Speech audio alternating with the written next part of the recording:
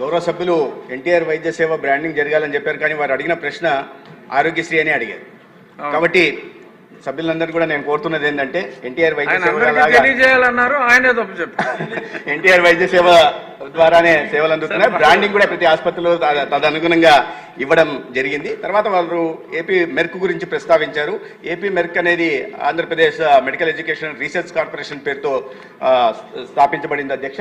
దాంట్లో 40% వారు చెప్పినట్టుగా ప్రభుత్వానికి, మిగిలినది ఆసుపత్రి అభివృద్ధి కోసం ఏ డాక్టర్ అయితే ఆ ఫలానా ప్రొసీజర్కి ట్రీట్మెంట్ ఇస్తాడో ఆయనకి ఇన్సెంటివ్ కూడా ఇవ్వడం, అందుకు ప్రోత్సాహం ఇవ్వడం కోసం ప్రభుత్వ రంగంలో కూడా ఈ రకంగా తీసుకురావడం జరిగింది అధ్యక్ష. దాని కారణంగానే ఇవాళ ఈ పెండింగ్ బిల్లులు ఏదైతే ప్రస్తావించారో అది ఆ ఏపీ మెరుగు పెట్టడం వల్లనే ప్రభుత్వ ఆసుపత్రికి వస్తున్నాయనే విషయాన్ని గౌరవ సభ్యులకు మీ ద్వారా తెలియజేస్తున్నాను అధ్యక్ష. ఇక రెండో విషయం, గుంటూరు ఆసుపత్రి గురించి వారు ప్రధానంగా అభివృద్ధి గురించి ప్రధానంగా ప్రస్తావించారు. ఇప్పటికే గుంటూరులో మన ప్రభుత్వం, కుటుంబ ప్రభుత్వం వచ్చిన తర్వాత చంద్రబాబు నాయుడు గారి ఆదేశాల మేరకు అక్కడ క్యాన్సర్ కేసులు పెరుగుతున్న నేపథ్యంలో గుంటూరు క్యాన్సర్ సెంటర్ని ఒక పెట్ స్కానర్ తీసుకొచ్చి, అతి ఖరీదైన పెట్ స్కానర్ తీసుకొచ్చి ఇవాళ దేశంలోనే లెవెల్ 1 క్యాన్సర్ సెంటర్లు ఏవైతే ఉన్నాయో వాటి సరసన నిలబెట్టడం జరిగింది అధ్యక్ష. పెద్ద పెద్ద కార్పొరేట్ ఆసుపత్రులుగా చెప్తున్న వాటి సరసన ఇవాళ అతి ఖరీదైన పెట్ స్కానర్ కూడా తీసుకురావడం జరిగింది. అదేవిధంగా వారు చెప్పినట్టు జిమ్ఖానా అల్యూమినై ఏదైతే ఉందో ఆ కాలేజీలో జరిగిన వాళ్ళందరూ కలిసి దాదాపు 90 కోట్లతో MCH బ్లాక్ నిర్మించడం జరిగింది. దానికి కూడా ఇటీవలనే ప్రభుత్వం అక్కడ, అదేవిధంగా కాకినాడలో కూడా వారు పూర్వ విద్యార్థులంతా కలిసి నిర్మించిన MCH బ్లాక్లలోకి దాదాపు 55 కోట్లతో కావాల్సిన డయాగ్నోస్టిక్ ఎక్విప్మెంట్ కూడా మంజూరు చేయడం జరిగింది అధ్యక్ష. ఈ కూటమి ప్రభుత్వం లక్ష్యం, ప్రాధాన్యత ఏంటంటే ప్రజల ఆరోగ్య సంరక్షణ, ప్రభుత్వ సంస్థలను కూడా, ఆరోగ్య వ్యవస్థల్ని, ప్రభుత్వ ఆరోగ్య కేంద్రాలు కూడా పటిష్టపరిచే దిశగా కూడా తీసుకోవాల్సిన ప్రతి చర్యని తీసుకుంటున్నాం అధ్యక్ష. ధన్యవాదాలు. ఇంకా లేదండి, సారీ. జ్యోతిల్ నెహ్రూ గారు.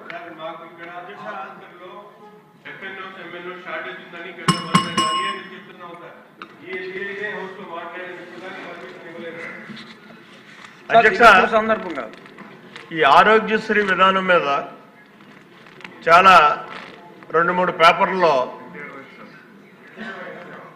అదే ఎన్టీఆర్ వైద్య సేవ మీద క్లియర్గా తప్పుడు విధానంలో వార్తలు వస్తున్నటువంటి పరిస్థితి ఉంది అని చెప్పేసి మేము భావిస్తున్నాం. దాని మీద గౌరవ మంత్రి గారు క్లారిటీ ఇవ్వాల్సినటువంటి అవసరం ఉంది. ఎందుకంటే దాన్ని ఇంకా క్లారిటీగా ఇవ్వాల్సినటువంటి అవసరం ఉంది అధ్యక్ష. ఎందుకంటే నిజంగా కూడా పేషెంట్ ఆరోగ్యశ్రీ విధానం మీద వైద్యం చేయించుకోవడానికి వెళ్తుంటే మాకు డబ్బు రావటం లేదు, గత ప్రభుత్వంలో డబ్బు ఇవ్వలేదు, ఇప్పుడు కూడా డబ్బు ఇవ్వటం లేదు, ఇవ్వనటువంటి పరిస్థితుల్లో మేము పెట్టలేనటువంటి పరిస్థితి ఉంది. వైద్యం మరి చేయనటువంటి పరిస్థితుల్లో కూడా అక్కడ పేషెంట్స్ ఇబ్బంది పడుతున్నటువంటి పరిస్థితి ఉంది అధ్యక్ష. దాని మీద ఒక భరోసా ఇవ్వాల్సినటువంటి పేషెంట్ కానీ అటు హాస్పిటల్స్ కానీ భరోసా మంత్రి గారు గౌరవ సభ ద్వారా ఇవ్వాల్సినటువంటి అవసరం ఉందని నేను భావిస్తున్నాను. మరి సవివరంగా చెప్పమని చెప్పేసి కోరుకుంటున్నాను. మంత్రి గారు. అధ్యక్ష, ఈ ఆరోగ్యశ్రీ ఎన్టీఆర్ వైద్య సేవ మీద కాస్త అనుమానాలు ఉన్నమాట వాస్తవమే.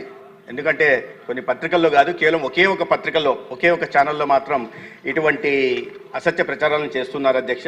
వాస్తవం ఏంటంటే అధ్యక్ష, ప్రైవేట్ ఆసుపత్రులు, నెట్వర్క్ హాస్పిటల్కి సంబంధించి గత ప్రభుత్వం నుంచి 2222 కోట్లు బకాయిల రూపంలో ఈ ప్రభుత్వానికి వచ్చింది అధ్యక్ష. మొత్తం గత సంవత్సరం 4290 కోట్లు ఉంటే కూటమి ప్రభుత్వం 3732 కోట్లు బకాయిల నెట్వర్క్ హాస్పిటల్కి చెల్లించింది అధ్యక్ష. ఇప్పటిదాకా 557 కోట్లు బకాయిలు మాత్రమే ఉన్నాయి. అయితే ఇప్పటికే ప్రీ ఆథరైజేషన్ ఇవి స్క్రూటినీలో ఉన్నవి ఇంకా 2168 కోట్లు ఉన్నాయి అధ్యక్ష. అంటే గతంలో ఉంటున్న అప్పులు తప్ప, గత ప్రభుత్వం నుంచి వారసత్వంగా వచ్చిన అప్పులను వదిలేస్తే మిగతా వాటిని పూర్తిగా ఎప్పటికప్పుడు చెల్లించే ప్రయత్నం కూటమి ప్రభుత్వం చేస్తోంది. ఇటువంటి ఆర్థిక ఇబ్బందులు ఉన్న నేపథ్యంలో కూడా, ఎందుకంటే ప్రజలకి ఎటువంటి అంతరాయం, ఆటంకం కలగకుండా నాణ్యమైన వైద్య సేవలు అందించాలనేదే ఈ కూటమి నాయకత్వం చంద్రబాబు నాయుడు గారు, పవన్ కళ్యాణ్ గారి బాధ్యతగా తీసుకుంది అధ్యక్ష. అందుకని చేస్తున్నా. అయితే ఈ గత అప్పుల్ని ప్రైవేట్ నెట్వర్క్ హాస్పిటల్ ఈ మధ్య కూడా నోటీస్ ఇవ్వడం జరిగింది. ఎందుకంటే గతంలో ప్రభుత్వం చేసిపోయిన అప్పుల్ని ఇంకా చెల్లించలేదు, బకాయిలు చెల్లించలేదు అని, వాటి కూడా చెల్లించే దిశగా కూడా ప్రయత్నం చేస్తున్నాం. అయితే మేము గత ప్రభుత్వం, ఈ ప్రభుత్వం కాకుండా గత ప్రభుత్వం చాలా బాధ్యతారాహిత్యంగా నెట్వర్క్ హాస్పిటల్కి 2222 కోట్లు బకాయిలు పెట్టింది. ఆరోగ్యం మీద వారికి ఎంత మాత్రం చిత్తశుద్ధి అనే విషయం ఉందనే విషయం ఇప్పుడు అర్థమవుతుంది.